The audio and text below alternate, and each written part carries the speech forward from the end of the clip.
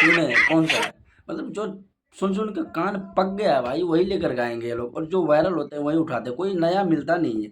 अब कौन नहीं सुना, पूरा इंडिया भारत की बात करें, कौन सा कलर की चड्डी पहने, और उसी को टाइटल भी धर दिया गाना की, भौजी पूछेली कौन सा कलर है चड्डी का। और इसमें म्यूजिक भी चोरी का है, आप लोग सुने हैं, बलमा कदर न जाने।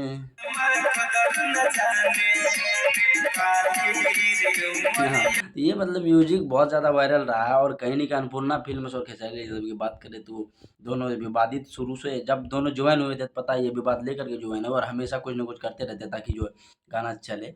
और इसमें दोनों चीज़ चोरी करा हुआ है, एक म्यूजिक भी कर दिया है, उसका उठाया है बलमा कदर न जाने, और ये चड्डी पूछे ले, तो कुछ खास नहीं है, दोनों जो सुने पड़े हैं। हालांकि म्यूजिक इसमें अच्छा है, मानना पड़ेगा, क्योंकि गाना वायरल जो रह चुका है, और उसका बैकग्राउंड म्यूजिक जो लगा है धनंजय धड़कन का, म्यूजिक सही में अच्छा है।